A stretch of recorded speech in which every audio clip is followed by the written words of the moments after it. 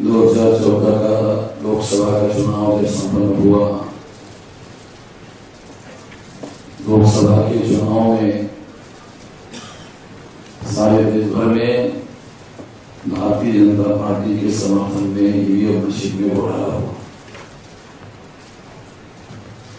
और इसके विरोध में मैंने सारे देश भर में अभियान चलाया। मैंने कई जगह इवन गुजरात में और उत्तर प्रदेश में और दिल्ली में ऐसे कहा कि नरेंद्र मोदी चुनाव जीतकर बहुमत से आकर देश के प्रधानमंत्री बन गए हैं, वो ईवीएम मशीन में घोटाला करके चुनाव जीतकर आए हुए हैं। ऐसा मैं नरेंद्र मोदी पर आरोप कर रहा हूं। यदि मैं गलत हूं, आप सब लोग सुनो, बहुत खतरा, यदि मैं गलत हूं और नरेंद्र मोदी ईमानदारी से चुनकर आए हैं, तो मेरे खिलाफ क्या कर रहे हो? मेरे खिलाफ क्या कर रहे हो?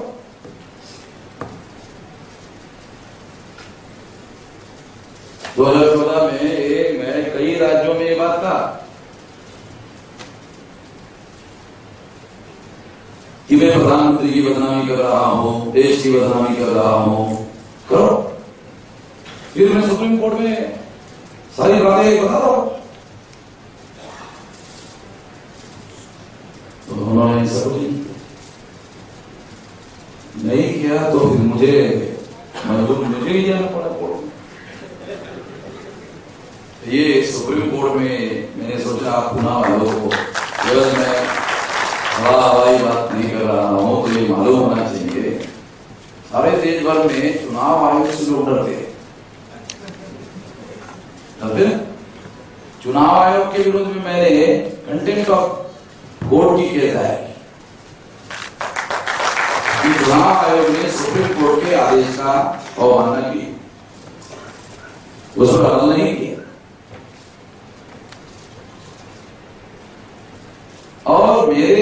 और आपको सुनकर हैरानी होगी कि ये जो सुप्रीम कोर्ट में हमने केस दायर किया, इसका ड्राफ्ट हमने किसी वकील से नहीं लिखवाया, मैंने लिखा।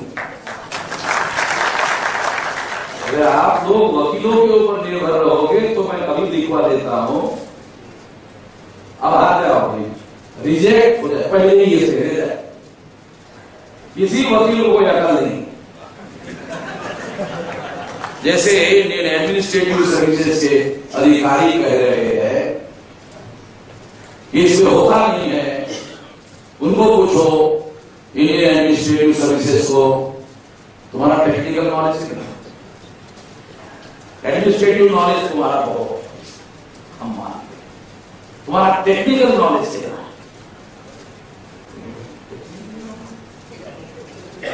किसी इंडियन एडमिनिस्ट्रेटिव सर्विसेज का टेक्निकल नॉलेज 0 है। जब उसका नॉलेज 0 है तो वो किस आधार पर ये मशीन में कोई भी गड़बड़ नहीं हो सकता। अरे तुम केवल मैनेजमेंट दे रहा है, तेरा काम केवल इलेक्शन का मैनेजमेंट देखने का, मैनेजमेंट देखने का काम कर रहा है। वो मशीन में जैसे प्रोफेसर लड़े ने बताया कि प्रोग्रामिंग किया जाता है, तो सारी चीजें आप लोगों को, इंफॉर्मेशन टेक्नोलॉजी के बारे में आप लोगों को बहुत सारी जानकारी नहीं है। एक किस्म का कंप्यूटर है और कंप्यूटर में या सॉफ्टवेयर में प्रोग्रामिंग होता है। प्रोग्रामिंग आप भी जानते हैं, प्रोग्रामिंग होता है, प्रोग्राम के हिसाब से मशीन काम करती है। हम सब लोगों के सामने मशीन का प्रत्यक्ष हुआ और होने के बाद हम सब पार्टी के लोगों ने वोट डालकर देखा,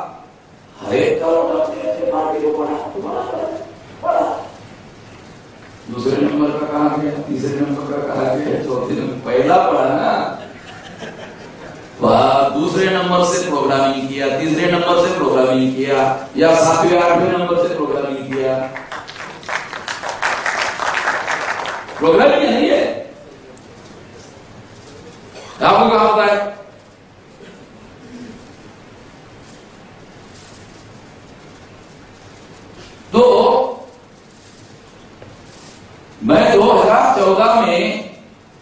जब सुप्रीम कोर्ट में इसके बारे में अभियान शुरू किया तो जून महीने में टाइम्स ऑफ इंडिया में खबर आई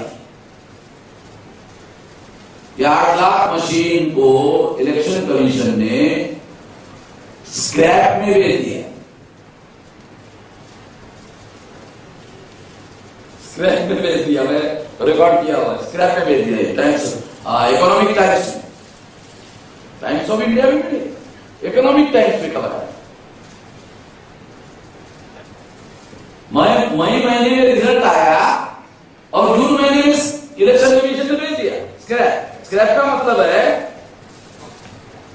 वो मशीन में जो भी गड़बड़ी है, घोटाला है, स्क्रैप करने के बाद लोहा, उसका क्या बनेगा? लोहा बनेगा। समझ ना? वो खबर आई, खबर के आधार पर हमने आरटीआई इलेक्शन कमीशन को लिखा कि आपने ऐसा स्क्रैप में बेचने का निर्णय किया। उन्होंने लिखा हाँ, हो गया मेरे pass documentary evidence, documentary evidence है मेरे पास, काल्पनिक नहीं बोल रहा हूं।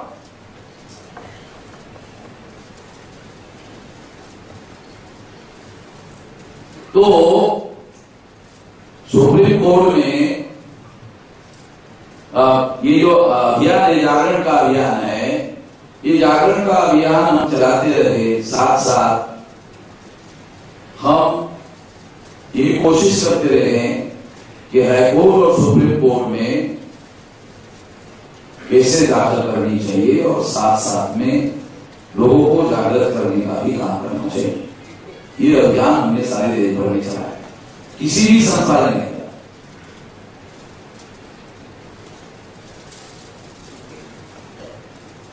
आप सुनकर ये भी हैरान हो जाओगे कि 2004 में लोकसभा के चुनाव में कांग्रेस पार्टी के द्वारा घोटाला हुआ, ऐसा आरोप डॉक्टर सुब्रमण्यम स्वामी ने सुप्रीम कोर्ट में केस दायर करके किया।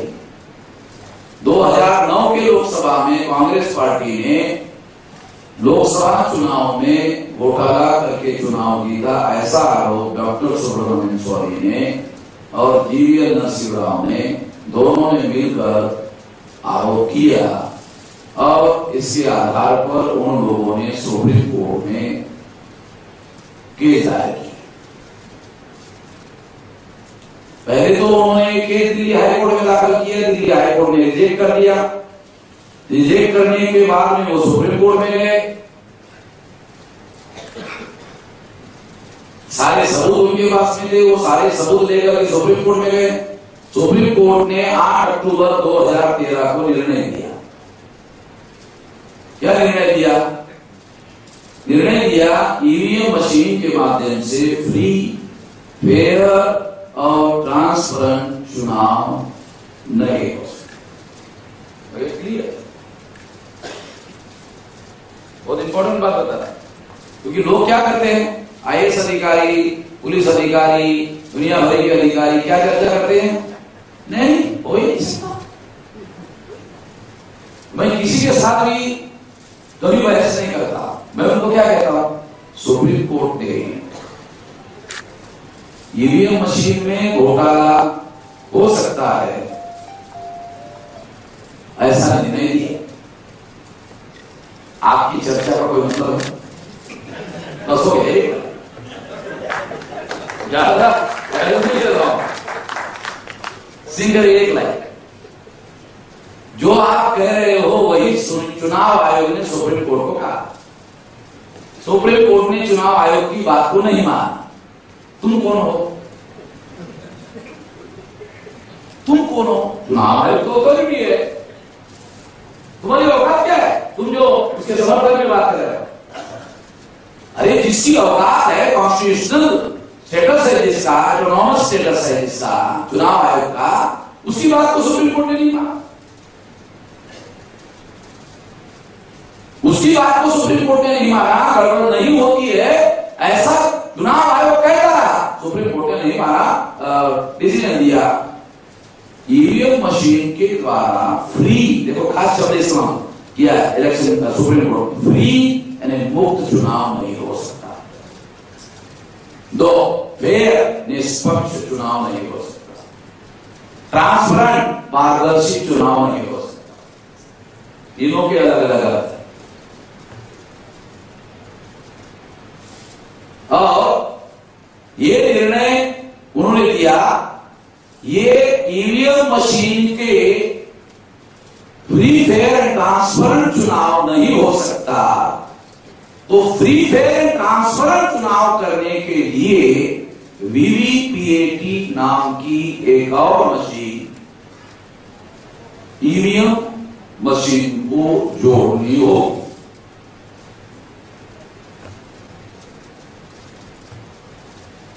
आदेश दिया, सुप्रीम कोर्ट ने आदेश दिया 8 अक्टूबर 2013, 2014 को लोकसभा का चुनाव। लोकसभा चुनाव में इलेक्शन कमीशन ने वीवीपीएटी कहां लगाया? नागालैंड, मिजोरम, पुना वालों को, अकोला वालों को, नागपुर वालों को हवा तक नहीं लगने दिया कि वीवीपीएटी नाम की कोई मशीन है।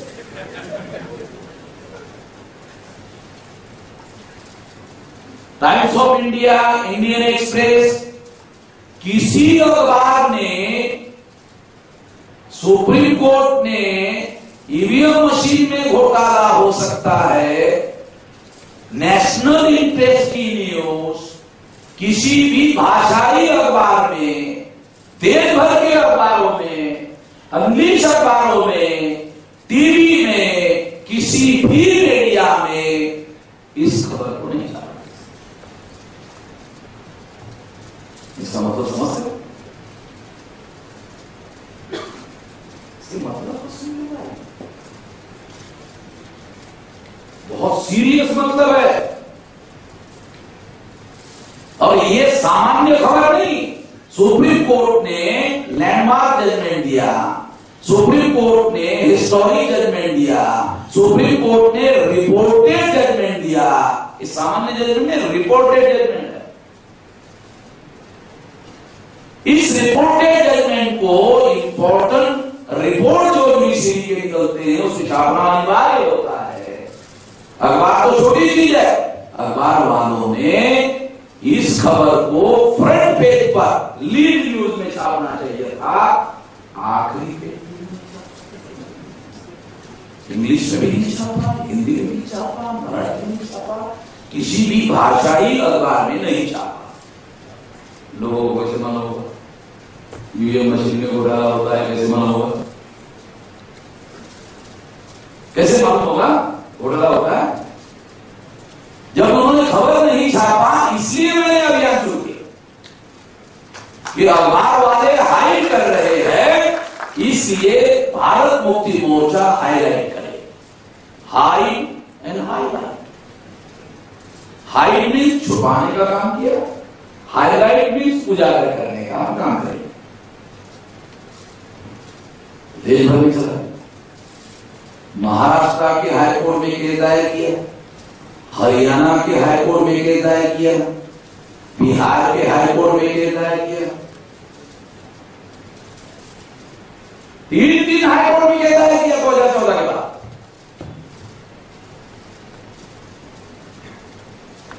हाईकोर्ट के जज ने हियरिंग के लिए तारीख दी। चुनाव हो गया, हरियाणा का चुनाव हो गया, और हरियाणा में बीजेपी कभी भी 70 साल में मजबूत पार्टी नहीं थी, सामान्य बहुमत से भी बहुत ज्यादा सीटें जीता है। और हाईकोर्ट ने हमको हियरिंग के लिए भी समय नहीं दिया। अभी मैंने मीडिया के बारे में बताया, अभी कोर्ट के बारे में। कोर्ट के लोगों को भी मेरा, हाईकोर्टों को और सुप्रीम कोर्ट के जजेस को भी मेरा कहना है कि मैं आप लोगों के विरोध में बोल रहा हूं, तो मेरे ऊपर भी कंटेम्प्ट केस दाखिल करो।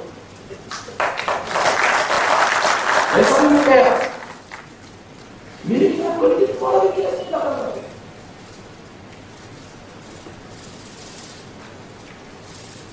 तो किसी ने किसी को जोखिम तो लेनी होगी, किसी ने किसी को खतरा तो देना होगा। आप लोग लोकतंत्र को बचाना चाहते हैं तो किसी न किसी को तो शहीद होना पड़ेगा। लोकतंत्र तब बचेगा किसी न किसी को शहीद होना पड़ेगा, तब लोकतंत्र बचेगा।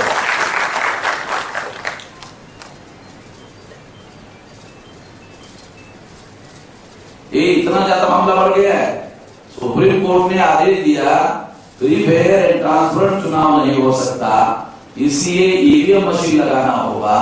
चुनाव आयोग के पास ईवीएम मशीन को जोड़ने के लिए वीवीपीएटी की मशीन पड़ी हुई है, और पड़ी हुई है ऐसा उन्होंने हमको लिख कर दिया।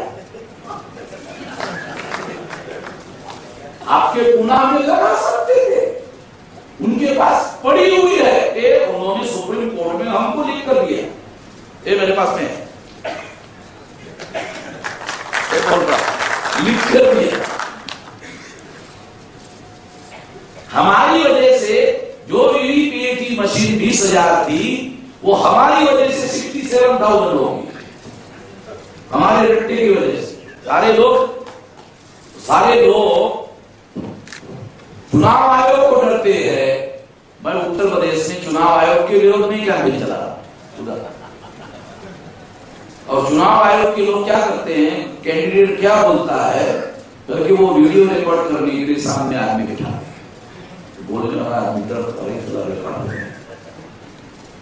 मैंने जब भी देखा ये चुनाव आयोग वाले वीडियो वाले है, तो मैंने कहा मैं इस पर रिपोर्ट दूंगा।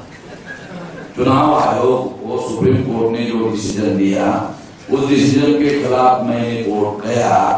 कोर्ट में मैंने जो सवाल उठाए, उसके एक सवाल का भी चुनाव आयोग ने जवाब नहीं दिया। एक सवाल का सुप्रीम कोर्ट ने जब नहीं दिया, तो चुनाव आयोग के वकील ने कहा कि वैसे वैसे लेकर लिखता है, वैसे वैसे लेकर लिखता है, वैसे वैसे लेकर लिखता है, जो कैसे कैसे। तो वकील ने कहा तो पढ़ के सुनाना चाहिए। अच्छा पढ़। मैंने ऐसा लेटर लिखा था, मैंने चुनाव आयोग को एक लेटर लिखा था, उसमें उन्होंने जवाब दिया था कि हम वीवीपीएटी मशीन घोटाला पकड़ने वाली मशीन लगाना चाहते हैं।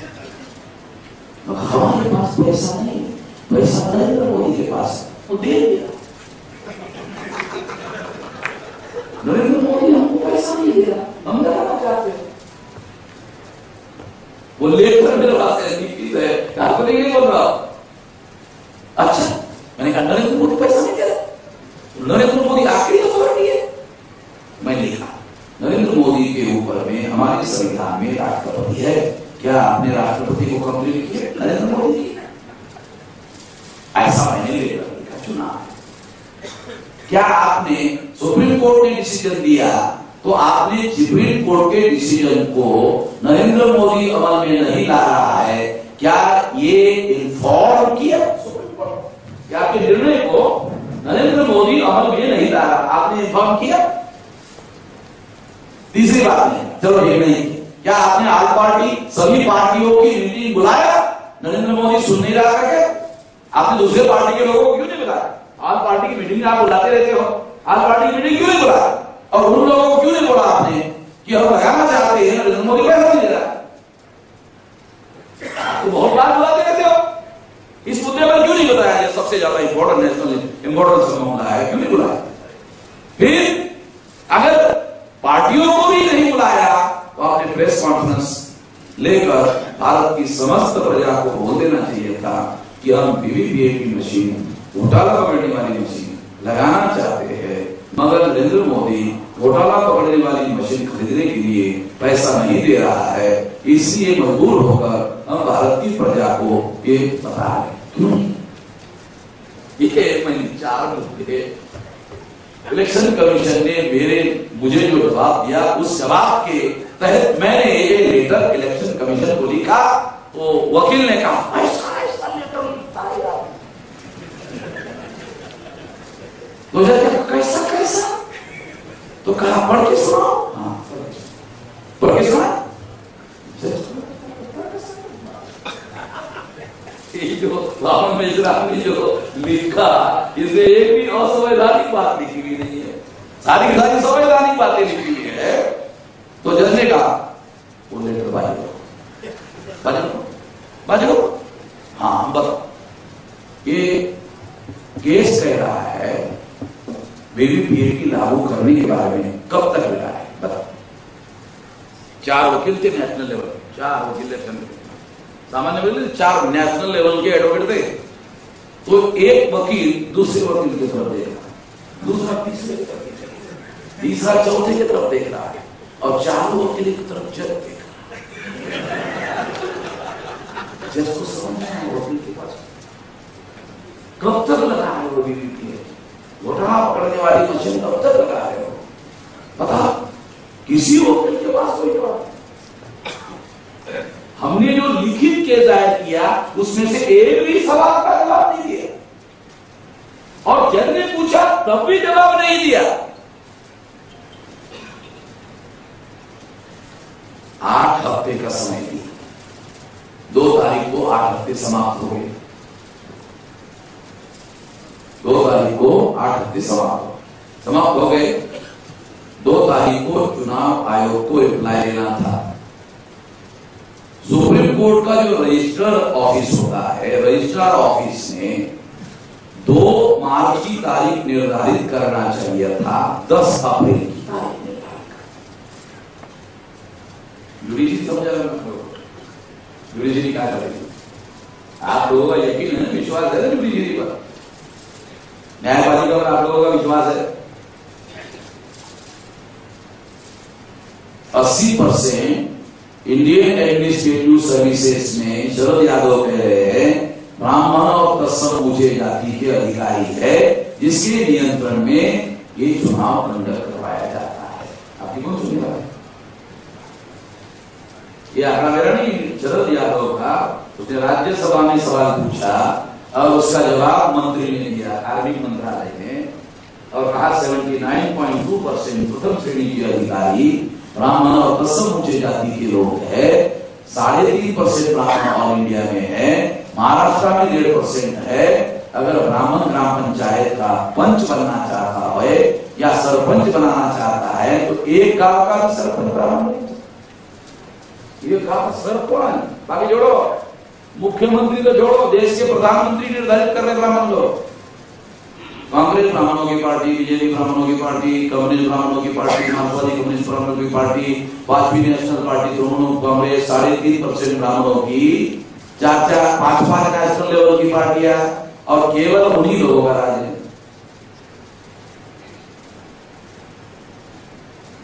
आपको क्या लगता है कांग्रेस के हाईकमांड के लोगों को घोटाला होता मालूम नहीं? उन्होंने खुद ही 2004 और 2009 में घोटाला करके चुनाव जीता। ऐसा आरोप डॉक्टर सुब्रमण्यम स्वामी ने सुप्रीम कोर्ट में किया। सुप्रीम कोर्ट ने डॉक्टर सुब्रमण्यम स्वामी के फेवर में डिसीजन दिया।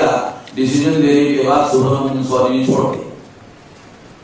हमें तो निर्णय सुब्रमण्यम स्वामी के फेवर में हुआ, ईवीएम मशीन के विरोध में हुआ, फिर अमल क्यों नहीं हो रहा है? तो बीजेपी और कांग्रेस के बीच में समझौता कि आप इसके विरोध में आंदोलन मत करो, इसको विरोध में कोई किसी प्रकार का आंदोलन मत करो। जब किसी प्रकार से इसके विरोध में आंदोलन मत करो, इस मुद्दे पर आरएसएस के साथ में और कांग्रेस के साथ में समझौता, और समझौता होने के बाद समझौता हुआ और उन्होंने कहा कि ठीक है अभी ये मामला हल हो गया, मगर कांग्रेस ने कहा कि अभी भी हल नहीं हुआ। तो कैसे? आंदोलन तो नहीं होगा, मगर सुब्रमण्यम स्वामी और जीवीएल नरसिंह जो है वो आरएसएस से अधिक थोड़ी, वो थोड़ी तुम्हारी बात ना है। आरएसएस ने कहा वो हमारी नदी नहीं है, मगर हमारा आदमी है, बाहर गया हुआ है, अटल बिहारी वाजपेयी की वजह से गया है, अटल बिहारी का मामला खत्म हो गया। सुब्रमण्यम स्वामी बीजेपी में है, जीवीएल नरसिंह बीजेपी में है, स्पोक्सपर्सन है नेशनल लेवल का। और बहुत बात नरेंद्र मोदी के विरोध में सुब्रमण्यम स्वामी बोलता है तो कोई वजह होगी ना, बहुत बार बोलता है, उसका कारण है, उसको बात कम ज्यादा मेरे पास है, उसके बाद अभी भी वो फाइल है, वो डाले के जब सबूत होगा नहीं। सुब्रमण्यम स्वामी को बीजेपी में लाया गया, जीवीएल नरसिंह राव को बीजेपी में लाया गया, और समझौता होने की वजह से अखबार में खबर आना बंद हो गया, लोगों को मालूम होना बंद हो गया। जब लोकसभा के चुनाव में बहुत जगह घोटाला हुआ, ओडिशा में गुलाम नबी आजाद ने कंप्लेन किया, हाईकमांड चुप हो गए। बॉम्बे में अपना क्या नाम उसका, संजय निरुपम ने टीवी में आकर कहा, मैंने खुद सुना, मानिकराव ठाकरे प्रदेश अध्यक्ष था, उसने कहा आसाम में आसाम के मुख्यमंत्री ने सोनिया गांधी के पास कंप्लेंट किया, कांग्रेस हाईकमांड ने एक शब्द नहीं बोला। क्यों? समझौता हुआ, समझौते के तहत अब आप लोग किसी न किसी पार्टी के हो सकते हैं, मुझे कोई इरादा नहीं, आप किसी भी पार्टी के, इवन मेरा ऐसा कहना है बीजेपी की हारे हुए है, शिवसेना के हारे हुए है, मेरा ऑब्जेक्शन नहीं है, मेरा उनको समर्थन है। मैं ये लड़ाई, लोकतंत्र बचाओ की जो लड़ाई है, पार्टी लेवल पर लड़ना नहीं चाहता हूं, या किसी को भी मैं भारत मुक्ति मोर्चा में या हमारे संगठन में आओ तो हम आपकी लड़ाई लड़ेंगे, ये मेरी भूमिका नहीं है। मैं लोकतंत्र बचाओ के लिए आप किसी भी पार्टी के, मैं निष्पक्ष तरीके से इसमें आप लोगों के साथ में लोकतंत्र का बचाव करने के लिए आपके साथ में हूं। मैं पहले भी 2014 में भी लड़ाई लड़ा, 2015 में भी हम लड़ाई लड़ रहे हैं, लड़ाई हमारी जारी है, क्योंकि अभी भी ये केस मेरी पेंडिंग है। 10 अप्रैल को मेरा हियरिंग है, इसका 2 मार्च को ही होना चाहिए था।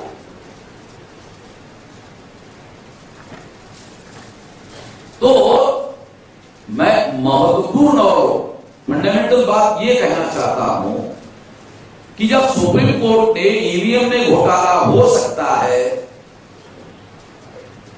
जब ये निर्णय दे दिया, उसका उपाय भी बता दिया, वो उपाय चुनाव आयोग लागू नहीं कर रहा है, लागू नहीं कर रहा है, कंटेम्प्ट की केस में लेके गए, कंटेम्प्ट की केस चल रही। अब आप लोग कोर्ट में आना चाहते हैं, सुप्रीम कोर्ट ने पहले ही कह दिया ईवीएम में घोटाला हो सकता है, तो आप कोर्ट में अगर करोगे लॉजिकल बात कहना है। वकील तो पैसा लेने के लिए बोले नहीं, उसको पैसा मिलेगा, आप समझ रहे, उसका धंधा है, उसका पेट है, नहीं नहीं बराबर। अरे सुप्रीम कोर्ट ने ले दिया, आपको कौन सा हो गया, ईवीएम में घोटाला हो सकता है। अब कौन सा केस चाहिए, कौन सा डिसीजन चाहिए आपको, आप केवल इंप्लीमेंट करना है। वीवीपीएटी जो मशीन है वो घोटाला पकड़ने वाली मशीन है, वो क्या काम करती है मालूम? जब आप बटन दबाते हो ईवीएम में, पता ही नहीं चलता कि आपने पंजे पर बटन दबाया तो आपका स्टैंप पंजे पर लगा या नहीं लगा, ईवीएम में पता नहीं चलता। आप टेस्ट करो, ईवीएम में पता ही नहीं चलता कि आपने पंजे पर दबाया, घड़ियाल पर दबाया, हाथी पर दबाया या धनुष्य पर दबाया, आपको ईवीएम में दिखाई नहीं देता, बैलेट बैठा, ठीक है, आपने अपने देख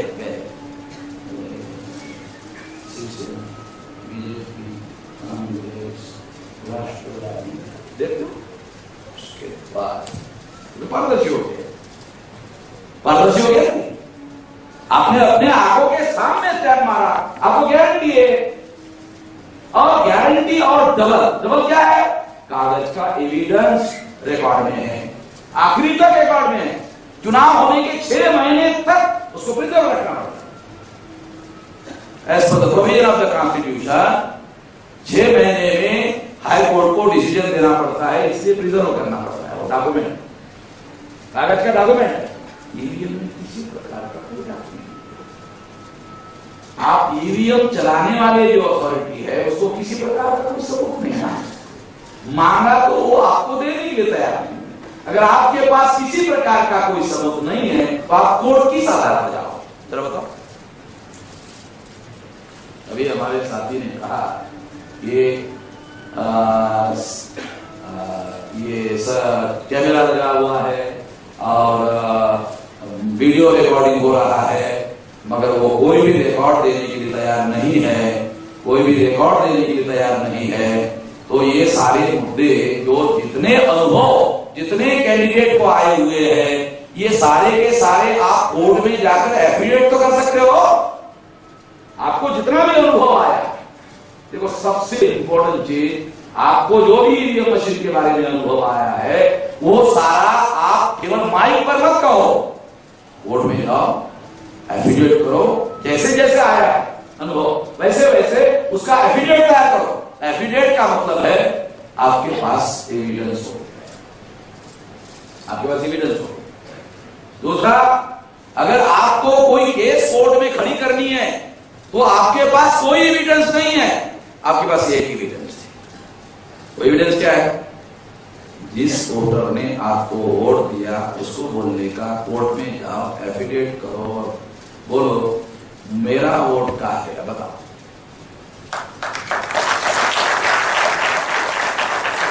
कैंडिडेट के पास कोई सबूत नहीं है। जो आप ये कैंडिडेट का बोल रहे सर्टिफिकेट दिया, औरंगाबाद में पठान नाम का एक एमएलए है, उसको कलेक्टर ने कहा वो अपनी जुलूस निकालने की तैयारी में चला गया, जैसा इधर हुआ तो वो उधर जुलूस की तैयारी में घूमना शुरू कर दिया। 2 घंटे के बाद उसको मैसेज आया, आप वो भी रिकॉर्ड है, उसका भी रिकॉर्ड है, जैसे इसका रिकॉर्ड है ना। तो अभी कम से कम विधानसभा का चुनाव होकर 2 साल तो हो गए, संविधान में लिखा हुआ 6 महीने में निर्णय लेना चाहिए, 2 साल जुडिशियरी क्या काम कर रहे समझ लो। जुडिशियरी का रोल समझ लो आप। जुडिशियरी में बहुत यकीन कर रहे हैं, मेरा तजुर्बा बहुत खराब है जुडिशियरी के बारे में, मेरा तजुर्बा बहुत ज्यादा खराब है। अगर देश में बहुत ज्यादा गलत काम हो रहा है तो उसमें जुडिशियरी का मेजर रोल, जुडिशियरी चाहे तो बहुत ज्यादा रोक सकती है। डोनाल्ड ट्रंप ने एक आदमी को 8 दिन पहले सुप्रीम कोर्ट का जज बनाया। उस जज ने डोनाल्ड ट्रंप के विरोध में निर्णय,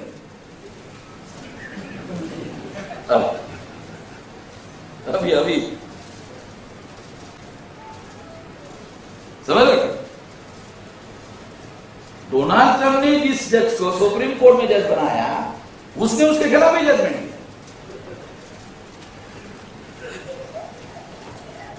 डोनाल्ड ट्रंप को नहीं कर सकता। मैं कंपेरिजन करने के लिए बता रहा।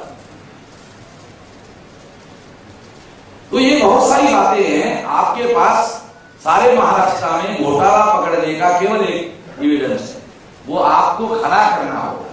वो एविडेंस है वोटर्स को कोर्ट में जाकर एफिडेविट करवाओ कि हमने फला फला कैंडिडेट को वोट दिया, हमारा वोट कहां गया, कोर्ट हमें बताए। बहुत सीरियस, बहुत ज्यादा सीरियस केस होगी। वो उसको रोक नहीं सकेंगे, उसको बताना पड़ेगा कहां गया।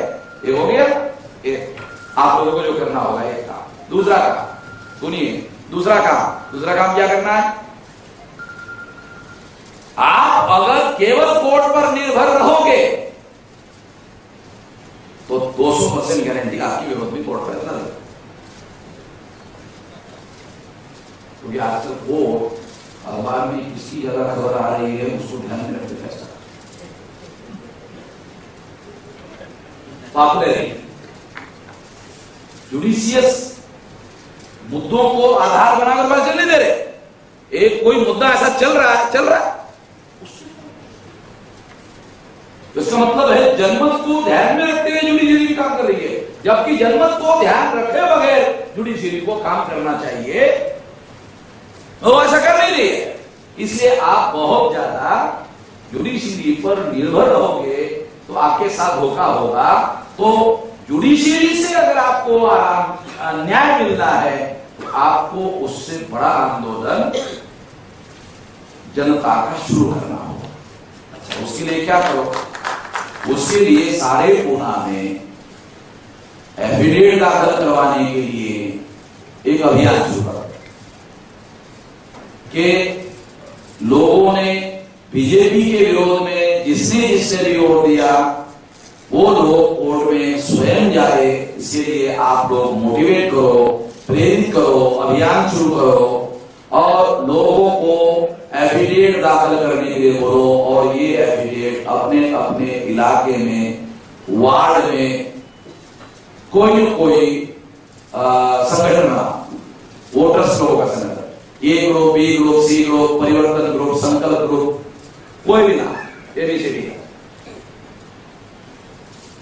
वोटर्स का। अगर ऐसे एफिडेविट सारे पुना में आप करते हो तो इससे आपको लोगों को तैयार करने के लिए जाना पड़ेगा, उसको समझाना पड़ेगा, इससे मूवमेंट खड़ी होगी, इससे आंदोलन खड़ा होगा, लाखों लोगों का एफिडेविट दाखिल होगा। बहुत सीरियस मामला कोर्ट में फिर ये सारा एफिडेविट कोर्ट वाले पॉपुलर को ध्यान में रखें, पॉपुलर का भी रास्ता। तो आपको पुना में आंदोलन का रास्ता अपनाना होगा और वातावरण गर्म करने का अपनाना होगा, जागरण का अभियान चलाना होगा, पुना बंद का कार्यक्रम चलाना होगा। जो विजयी हो गए हैं वो विजय उत्सव नहीं मना रहे हैं, तो अंदर में विजयी नहीं है, कागज में विजयी है,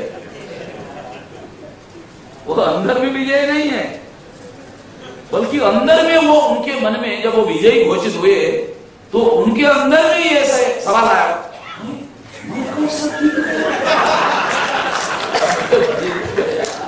उसके मन में ऐसा सवाल आया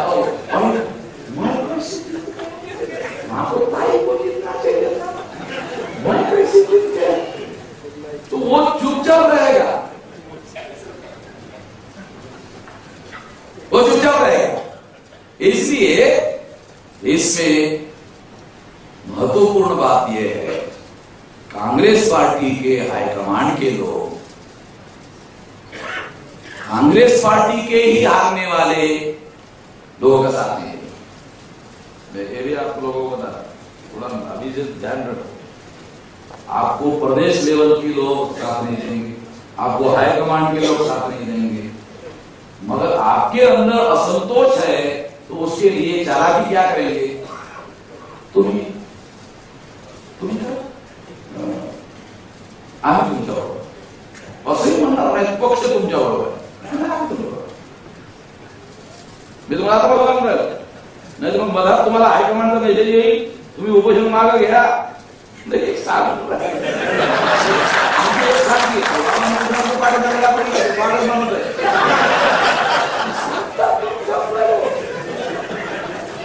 माझं नाव घेऊन सांगतात मी जरा पागल माणूस आहे, त्याच्या पाठीला लागू नका, त्याला काय काम काम आहे,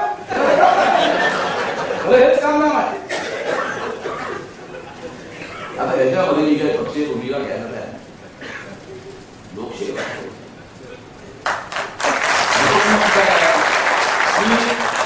शिवसेनेचे असतील, मनसेच्या लोकांना राज ठाकरे निवडणूक झाला विधानसभा सर्वे करायला महाराष्ट्र फिरायला फिरून नागपूरला फिरल्यानंतर एक स्टेटमेंट द्या, काहीतरी भयंकर काय चाललेलं आहे याचा गौप्यस्फोट मी मुंबईला गेल्यानंतर प्रेस कॉन्फरन्स घेऊन करायला असं स्टेटमेंट राज ठाकरे नागपूरला दिली, लोक म्हणतो ते परत घेतलं त्या बोला माझ्याजवळ कधी राज ठाकरे गेला मुंबईला, स्टेटमेंट छापून 2-4 दिवसात राज ठाकरे भेटला फडणवीस फडणवीसला भेटल्यानंतर वापस आला तेव्हापासून बरोबर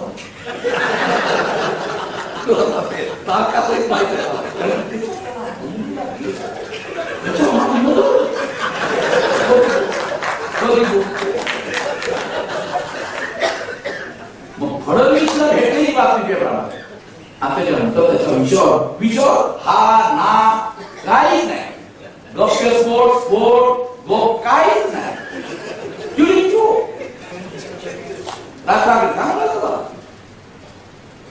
राज ठाकरेला दिले महानगरपालिकेमध्ये तुम्हाला हलवलं जाऊ शकते अशा आशा होती. विधानसभेमध्ये सुद्धा तुम्हाला हलवलं.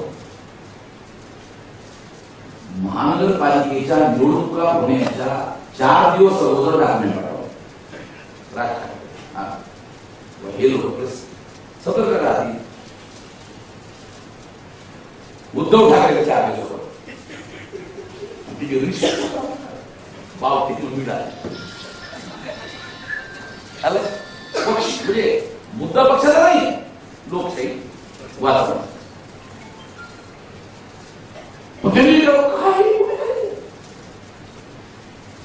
आणि निवडणुकीच्या नंतर जेव्हा असे रिझल्ट आले तेव्हा उद्धव ठाकरेंनी गुप्तपणे आपल्या पक्षाच्या काही लोकांना ईव्हीएमच्या विरोधामध्ये वातावरण तापवण्यासाठी कामाला अमरावतीमध्ये तिथला जो खासदार आहे त्यांनी नेतृत्व केलं.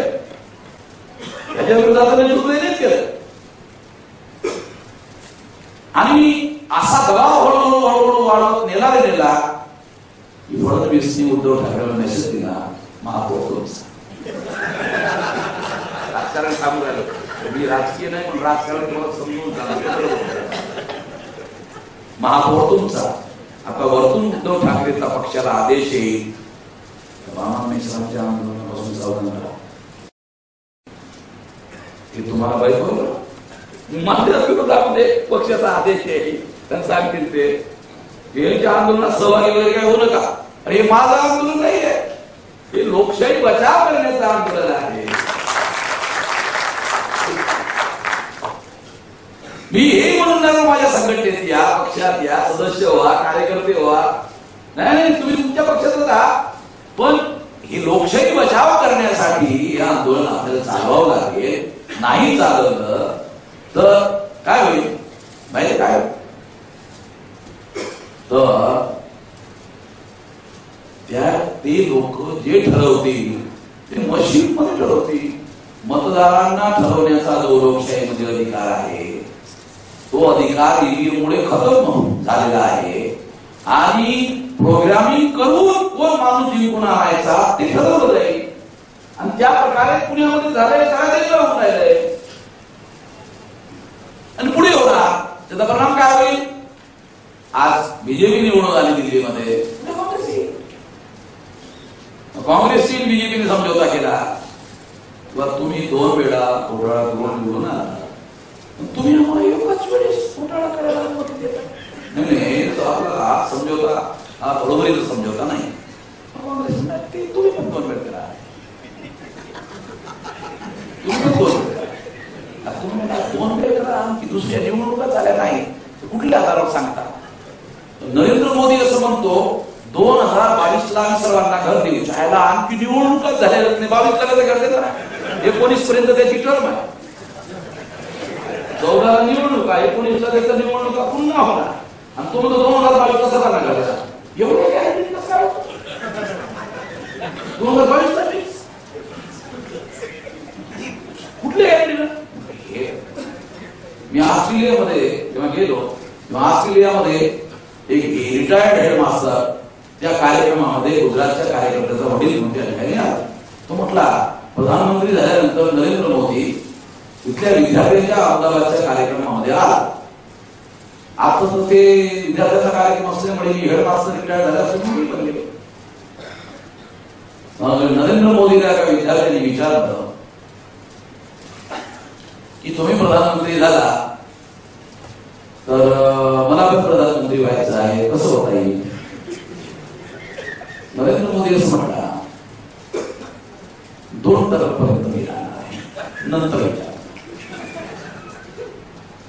नरेंद्र मोदी टाकलंय त्या विद्यार्थ्यांना.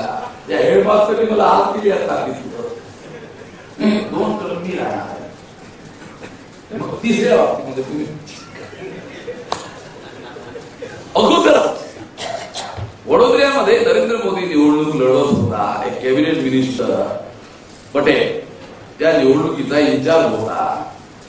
त्यांनी निवडणुकीचा रिझल्ट लागायच्या अगोदर नरेंद्र मोदीला इतके लाख मतं पडतील तेवढी पडली. 50,000 निवडून शकला, 25,000 निवडून येऊ शकला नाही. 5 लाखानेच निवडून 5 लाखाच्या वरतीच निवडला.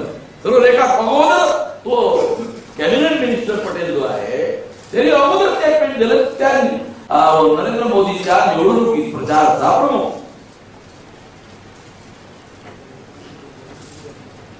म्हणजे त्याच्यावरून तुम्ही लक्षात घ्या. आता प्रश्न काय आहे, या सर्व मुद्द्याच्या अनुषंगाने आपल्याला भविष्यामध्ये लढाई लढण्याचा जो काही मुद्दा आहे तो कशा पद्धतीने लढता येईल. तेव्हा कशा पद्धतीने लढता येईल तर पहिला मुद्दा तर मी आपल्या सर्व लोकांना आम्ही संघटनात्मक शक्तीनुसार तुमच्या पाठीमागे उभं राहायला तयार आहोत. केवळ वाचन करायचं ना. तुम्हाला कुठला मुद्दा लावून धरला पाहिजे. पहिला मुद्दा पुण्याच्या निवडणुका फ्री फेअर अँड ट्रान्सपरंट झाल्या नसल्यामुळे त्या निवडणुका रद्द करण्यात यावं. पहिली मागणी. दुसरी मागणी ईव्हीएम मशीनने भविष्यात निवडणुका होता का. तिसरी मागणी बॅलेट पेपरच्या आधारावरच निवडणुका घेण्यात. हे जे व्हीव्हीपीएटीचं सांगून राहिलो मी तुम्हाला, अमरावतीमध्ये व्हीव्हीपीएटी लागू होती आणि प्रोफेसर राणे इथं निवडणुकीमध्ये आमदारकीला उभे होते. ज्या बूथवर त्यांनी आणि त्यांच्या मिसेसने मतदान केलं, काउंटिंग झाली त्या बूथवर त्यांना 0 पडलं. ते म्हटले मी आणि माझी बायको दोघांनी मला मतदान केलं या बूथवर. मी स्वतःच केलं, माझ्या बायकोनी केलं, तर माझे मतं गेली. या बूथवर मला अनेक लोकांनी मतदान केलंय, दुसऱ्यांदा जाऊ द्या. मी आणि माझ्या बायकोनी जे मतं केले 2 तर काढायला पाहिजे. राणेला ह्या बूथवर 2 मतं पडली पण 0 काढली. असा प्रकार तुमच्या इथं पण झाला असेल. असा प्रकार अनेक ठिकाणी झालेला आहे. त्याचं कारण काय माहिती का, की जे लोक मशीन मध्ये हेराफेरी करतात त्या लोकांना हे माहित नसते की हे मत कॅन्डिडेटचं आहे की मतदाराचं आहे. प्रोग्रामिंग मध्ये हे करतायत. कारण प्रोग्राम कॅन्डिडेट डिक्लेअर होण्याच्या अगोदर केला जातो. बरोबर. कारण तुम्ही आयटीचे एक्सपर्ट आहात, मी नाही. थोडंफार मला ज्ञान झालं लढता धक्का खाला. ही प्रोग्रामिंग अगोदर केली जाते आणि कॅन्डिडेटचे नाव नंतर घोषित होता, प्रिंट नंतर होते. त्यामुळे प्रोग्रामिंग मध्ये ते त्या प्रोग्राम करणाऱ्या माणसांना माहीत होत नाही की हा मतदार आहे की कॅन्डिडेट आहे. म्हणून मतदाराची मतच केवळ गायब झाली नाही, कॅन्डिडेटची मतं गायब झाली. म्हणजे घोटाळ्याची सुद्धा लिमिट आहे. तेव्हा तुम्हा सर्वांना ही लढाई लढत असताना पहिला मुद्दा ह्या निवडणुका रद्द करण्यात यावे, नव्यानं निवडणुका घेण्यात याव्या, ईव्हीएम मशीन या निवडणुका होता कामा नये, बॅलेट पेपरवर या निवडणुका हव्यात. यासाठी जनमत बनवा पुण्यात. यासाठी जनमत बनवण्यासाठी तुम्हाला काय जे लागेल, काय जे बौद्धिक समर्थन लागेल, संघटनात्मक समर्थन लागेल, काय लागेल ते आम्ही सर्व तुम्हाला करायला तयार. त्याच्या बदल्यामध्ये आम्हाला एक मदत करा. कुठली? तुमचा पक्ष सोडू नका.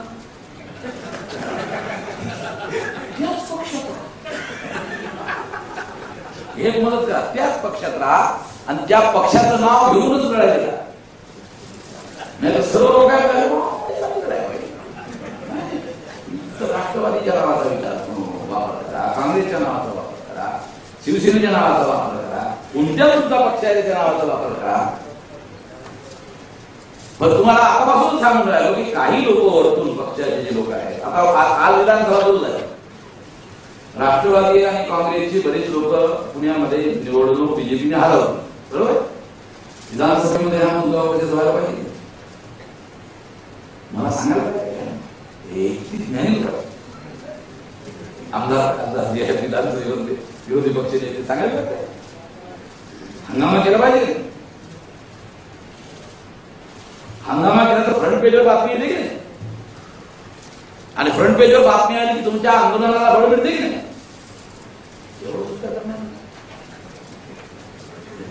पक्षीय पातळीवर तुम्हाला मदत मिळणार नाही, पण काही कालावधीमध्ये पक्ष तुम्हाला विसर्जित करण्याचा प्रयत्न करेल. आणि मग तुम्ही असा निर्णय घ्या, पुढच्या वेळेला पक्षाचा आंदोलन किती मागायचं आहे, पक्षाला नाराज करून चालणार नाही.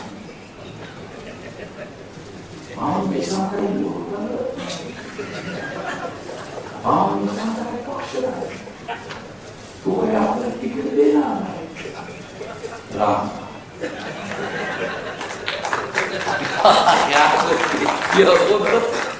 बऱ्याच लोकांना काय वाटते,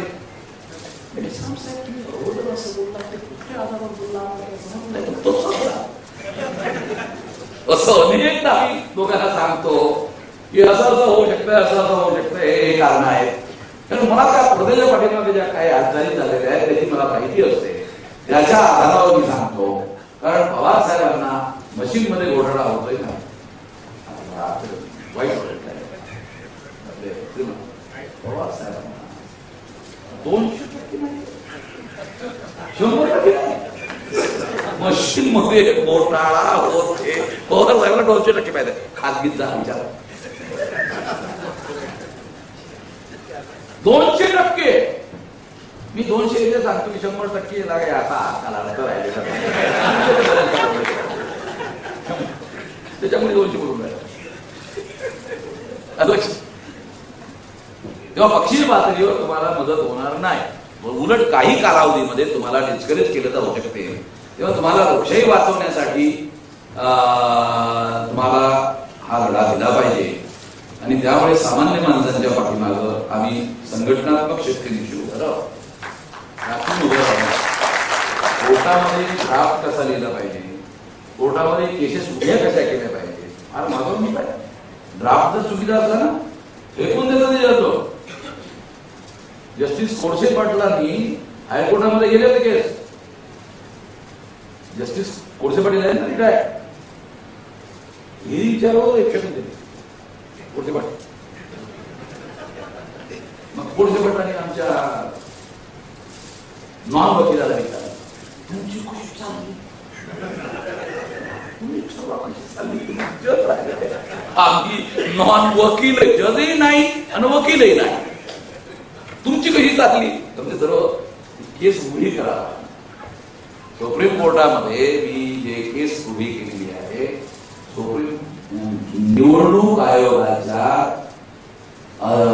सुप्रीम कोर्टाच्या 4 वकिला एकाही प्रश्नाचं उत्तर चालत नाही. एका प्रश्नाचं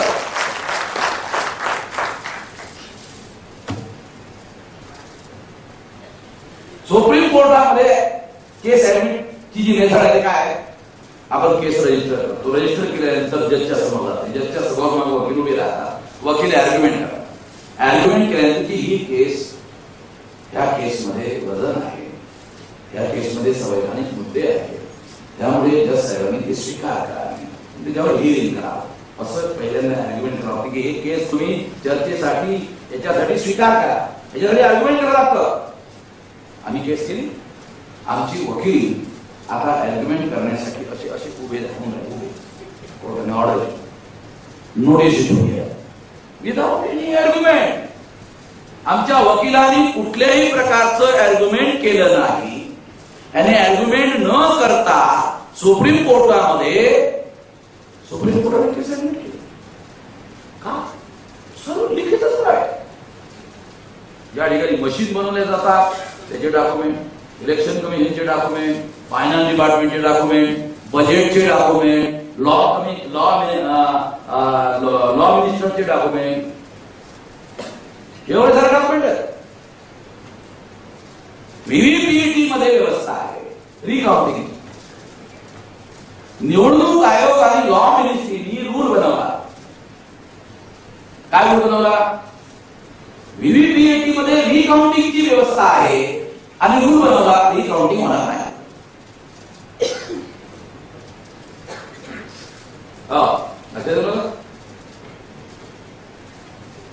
सुप्रीम कोर्टाच्या आदेशानुसार व्हीव्हीपीएटी मशीन लावली.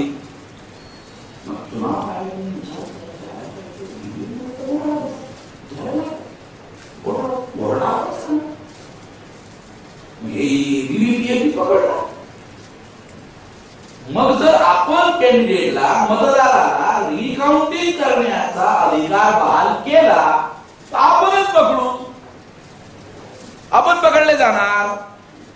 मग रूल बनवला रिकाउंटिंग होणार नाही. आम्ही लेटर लिहिलं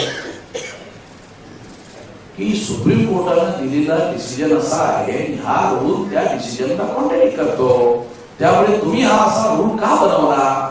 इलेक्शन कमिशनने उत्तर दिलं, रिकाउंटिंग या मेथडचा मिसयूज होऊ नये आणि जास्त लोकांनी रिकाउंटिंगची मागणी करू नये म्हणून आम्ही असा रूल बनवला. आणि ही रिकाउंटिंग कशासाठी केली जाते? Recounting free, fair and transparent निवडणुका व्हाव्या यासाठी रिकाउंटिंग केली जाते. मग जेवढ्या लोकांना रिकाउंटिंग करायचं वाटते तेवढ्या लोकांनी जरी रिकाउंटिंगची मागणी केली तर निवडणूक आयोगाच्या बाबाचं काय जाते? भारत सरकारचा पैसा खर्च होईल. भारत सरकारचा पैसा म्हणजे कोणाचा? आमचा पैसा आहे सरकारच्या अकाउंट मध्ये, ट्रेझरी मध्ये आम्ही टॅक्स भरतो. 18 रुपयाचं टाटा नमक खातो, 4 रुपये टॅक्स देतो, त्याच्यावर आम्हीच देतो ना. आम्ही 18 रुपयाचा टाटा नमक खातो, त्याच्यावर 4 रुपयाचा टॅक्स आम्हीच देतो. मग इलेक्शन कमिशनच्या बाबतीत काय झालं? आमच्या टॅक्स मधला पैसा फ्री, फेअर अँड ट्रान्सपरंट निवडणुकीसाठी वापरला जातो. तुझ्या बाबतीत काय जाते इलेक्शन कमिशनच्या? पण त्यांच्या बाबतीत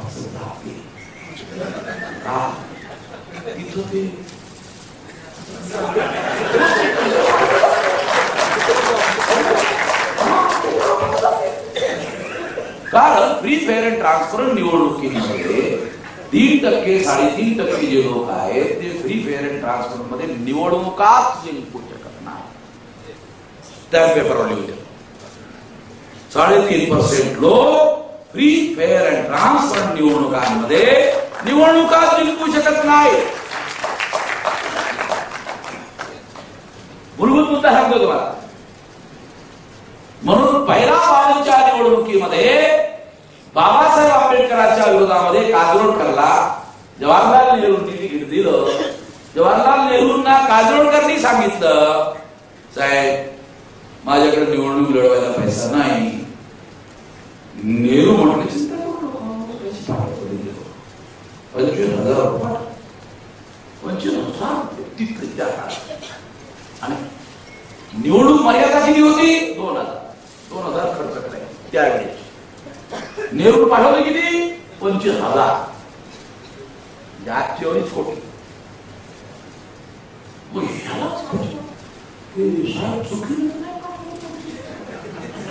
उलटा टेलिफोन केला काजरोडकर. चुकीचं नाही पाठवले, समोरचा माणूस फार मोठा त्याच्या हिशोबात. समोरचा माणूस काय तुला काय म्हणजे काय? आंबेडकर तुला म्हणजे काय ओरखेड वाटत काय? त्याच्यासाठी पाठवले. आणि हे 23,000 2 नंबरी आहे, वापर. 52च्या निवडणुकीत पहिल्या निवडणुकीपासून 3.5% लोक जे बहुमत मिळवतात ते भ्रष्टाचाराने, प्रशासनाच्या वापराने, सर्व प्रकारच्या या सर्व गोष्टी केल्या जातात. जेव्हा टी.एन. शेषन निवडणूक कमिशनर बनले तेव्हा त्यांना एक माहिती मिळाली, काय नवीन मिनिस्टर निवडणूक दिल्ली मोठी होणार. हॅलो, हा जोशी साहेब, हा काय पोझिशन आहे? दुःखद बातमी आहे. काय बातमी आहे? आपले कॅबिनेट मिनिस्टर 15,000 हवे असं म्हणतात. आता लक्षात घ्या तुम्हाला काय सांगतो. कॅबिनेट मिनिस्टर हवे नसून 15,000 जिंकलेले आहे. तुम्हाला घोषित करायचं साहेब दंगली होऊ शकतात, काहीही होणार नाही. तुम्ही हारणार म्हणजे जिंकणाऱ्या कॅन्डिडेटला कॅबिनेटमध्ये बोलवा आणि त्याला सांगा की तुम्ही 15,000 हरलेले आहात. तुम्हाला जर ऑब्जेक्शन असेल तर घटनेमध्ये असं लिहिलेलं आहे 6 महिन्यामध्ये कोर्टाचा निर्णय लागतो. तुम्ही खरोखरच जर जिंकलेले असाल तर कोर्ट तुम्हाला जिंकलेले घोषित करेल. त्यामुळे तो कुठली दंगल करणार नाही. त्याला बरोबर अर्धा कप चहा पाजा आणि त्याला असं समजून सांगा तो कुठलंच आंदोलन करणार नाही. सरळ कोर्टात जाईल. कोर्टामध्ये तिवारी आमचे चीफ जस्टिस आहे. आमचेच आहे. आम्ही तिकडून त्यांना टेलिफोन करतो. ठीक आहे. 6 महिन्यात निर्णय लागणार नाही. दुसऱ्या निवडणुका आता 6 महिन्यावर राहिल्या असतील त्यावेळेस रिझल्ट लागेल. तोपर्यंत आम्ही म्हणजे तोपर्यंत तो कॅन्डिडेट असा विचार करेल की आता हे संपलेलं आहे. दुसऱ्या निवडणुकीची तयारीवर तो लक्ष केंद्रित करेल. त्या मामला करतात. त्यामुळे हा मामला आजपर्यंत कोर्टामध्ये कुठल्याच निवडणुकीचा रिझल्ट 6 महिन्यामध्ये लागलेला नाही. यावरून तुम्ही लक्षात घ्या की ही जी काही व्यवस्था आहे, ऍडमिनिस्ट्रेशनची व्यवस्था आहे, ज्युडिशरीची व्यवस्था आहे, मीडियाची व्यवस्था आहे, ही त्यांनी आपल्या सोयीनं बनवलेली आहे. पण एक सोय मात्र त्यांना करता येते. ती सोय काय? जन आंदोलन जर तुम्ही केलं त्याची सोय नाही. त्याच्यावर कुठलं हत्यार चालवता येत नाही, त्याच्यावर कुठलं बंदूक चालवता येत नाही, त्याच्यावर काही करता येत नाही. आंदोलनावर म्हणून तुम्हाला कोर्टामध्ये जरी जायचं असलं तर ते जात असताना केस कशी उभी करायची आखरी सल्ला मागायचा. त्या सल्ल्याच्या बदल्यात एक नवा पैसा देऊ नका. हे लक्षात नाही तर वकील फक्त पैशासाठी पैसे उकळेल आणि तो रिजेक्ट होऊन जाईल. अनेकांनी झालेलं आहे. जेव्हा पुरावा जर उभा करायचा असेल तर सर्वात सिरियस पुरावा मतदाराचा ऍफिडेव्हिट घ्या, शपथपत्र घ्या, कोर्टामध्ये जाऊन त्याला ऍफिडेव्हिट लिहायला सांगा आणि ऍफिडेव्हिट भरण्याच्या संबंधात अभियान पुण्यामध्ये चालू करा, जनजागरण अभियान चालू करा. आम्ही संघटनेच्या सर्व लोकांना सांगतो की तुमच्या पाठीमागं हे लोक आमचे सर्व कार्यकर्ते लोकशाही वाचवण्यासाठी या राहतात. लोकशाही बचाव संघर्ष नाही, ईव्हीएम बचाव, लोकशाही बचाव संघर्ष. भारत मुक्ती मोर्चा आमच्या घरी, ग्रामसेवक आमच्या घरी. पण ही जी आहे या बॅनर खाली सर्व लोकांनी मिळून हा लढा आपण केला पाहिजे आणि याच्यामध्ये जेवढे सर्वांना सहभागी करा.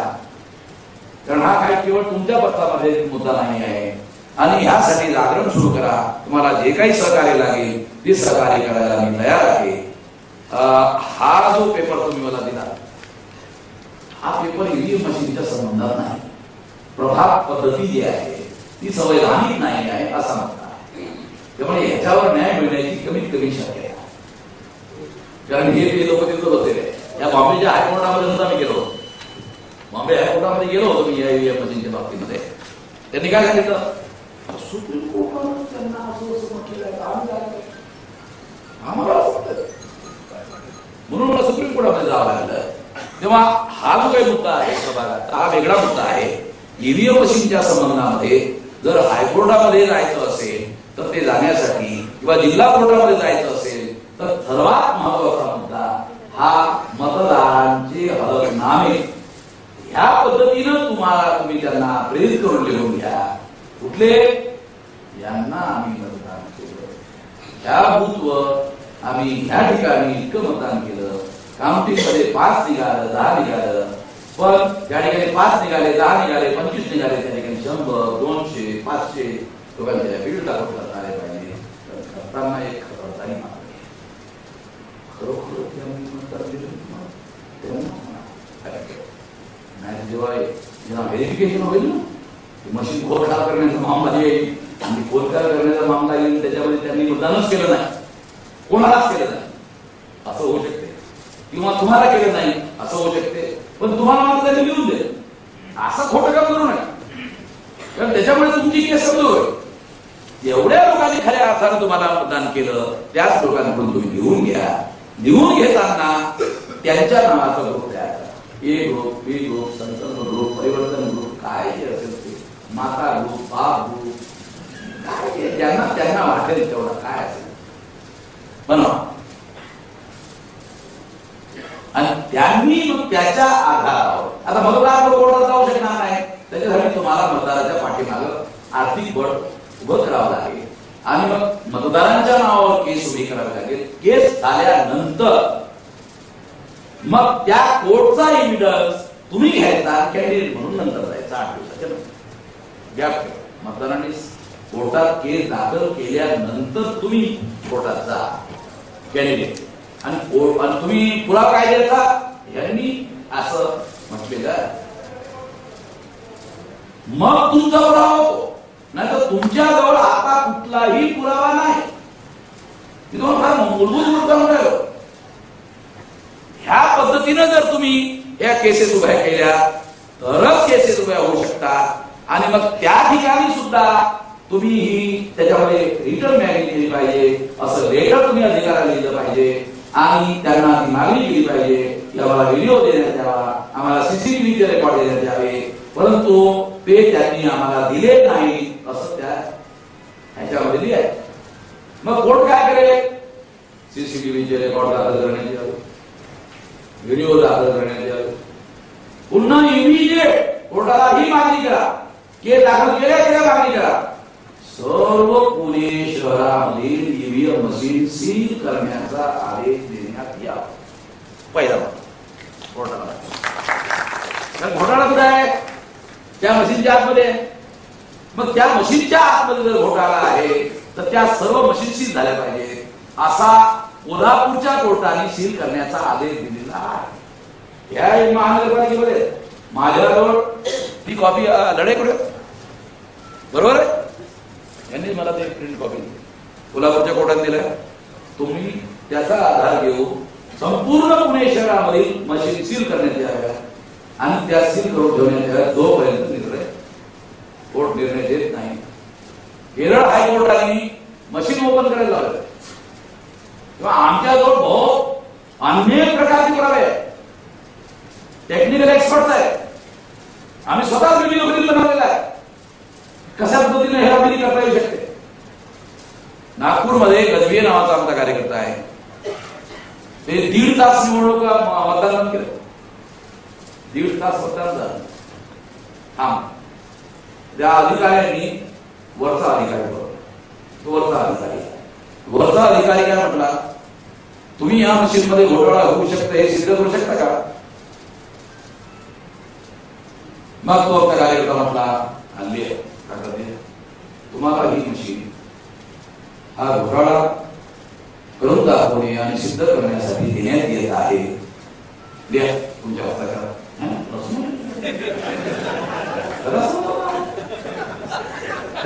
कसं करणार, कसं करणार सिद्ध, ही मशीन दिलेली वगैरे करणार त्याला माहित आहे त्या लोकांना. तो आयटीचा एक्सपर्ट आहे, त्याला माहित आहे काय करता येत काय नाही करता येत. तेव्हा ह्यामध्ये अनेक बाबी आहेत. ईव्हीएम मशीननी गोपीनाथ मुंडेची हत्या केली.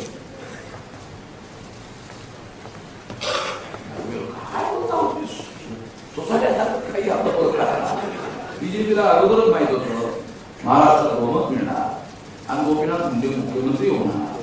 तेव्हा अगोदर जर माहीत झालं नसतं तर गोपीनाथ मुंडे मुख्यमंत्री बनणार हेही माहीत झालं नसतं आणि त्यामुळे गोपीनाथ मुंडेची हत्या झाली नसती. बीजेपीला अगोदरच माहीत शिवसेनेबरोबर समझोता करायची जरूरत नाही, कारण आपण हेराफेरी कृती करून आपण बहुमत मिळवतो. तेव्हा गोपीनाथ मुंडेच मुख्यमंत्री बनणार ठरलेलं आहे. मग गोपीनाथ मुंडेचा काटा काढल्याशिवाय दुसऱ्या माणसाला मुख्यमंत्री बनता येत नाही. ईव्हीएम मशीनच्या मुळे गोपीनाथ मुंडेची हत्या झाली. ईव्हीएम मशीन मुळे गोपीनाथ मुंडे हत्या करण्यात आली.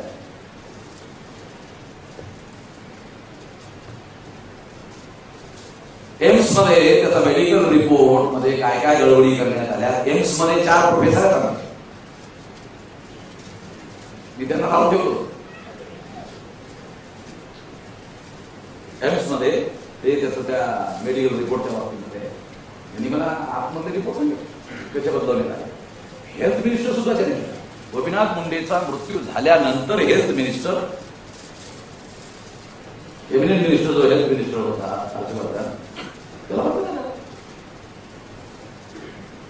त्याच्या मृत्यूनंतरच बदलणार. तेव्हा ह्या अशा अनेक गोष्टी आहेत.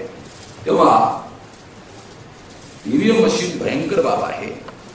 तेव्हा मला असं म्हणायचं आहे, मी कंट्रोल करतोय आता जास्त न लांबता, तुम्हाला ह्या पद्धतीनं हे करावं लागेल आणि ह्या 4-5 गोष्टी रिपीट करून सांगतो. पहिली मागणी पुण्याच्या निवडणुका रद्द करण्यात यावा. जोपर्यंत तुम्ही पुण्याची मागणी उपस्थित करणार नाही तोपर्यंत संपूर्ण मतदारसंघाच्या लोकांचा इंटरेस्ट डेव्हलप होणार नाही. संपूर्ण 12मधल्या लोकांचा जर इंटरेस्ट या आंदोलनामध्ये जर डेव्हलप करायचा असेल तर पहिल्यांदा मला संपूर्ण लोकांच्या इंटरेस्टचा मुद्दा उपस्थित केला पाहिजे. तो म्हणजे ह्या निवडणुका रद्द करण्यात याव्या, निवडणुका पुन्हा घेण्यात याव्या, ईव्हीएम मशीनवर या निवडणुका घेण्यात येऊ नये, बॅलेट पेपरवर या निवडणुका घेण्यात याव्या. 4 याच्यासाठी तुम्ही आंदोलन करा. तुमच्या पाठीमागं जे काही तुम्हाला मदत लागेल ती सर्व मदत आणि घ्यायला तयार. कारण लोकशाही वाचवण्याच्या संबंधामध्ये कारण माझं असं मत आहे की सामान्य माणसांच्या हक्क आणि अधिकाराचं जे रक्षण होणार आहे ना ते लोकशाहीमुळे होणार. खरी लोकशाही जर अस्तित्वात आली भारतात तर लोकांचे प्रश्न सुटणार आहे. कारण लोकांवर उभी आहे लोकशाही. म्हणून लोकांचे प्रश्न लोकशाहीमध्ये सुटू शकतात. जगामध्ये लोकशाहीला पर्याय देऊ शकणारी कुठलीही चांगली व्यवस्था अजूनही अस्तित्वात आलेली नाही. तेव्हा लोकशाही वाचवली पाहिजे आणि त्यासाठी वाटेल तो त्याग करायला आपण तयार असलं पाहिजे. त्यासाठी तुम्हाला जे जे काही मदत लागेल ती सर्व मदत द्यायला मी तयार आहे. आपण माझं म्हणणं शांतपणे ऐकून घेतला त्याबद्दल धन्यवाद.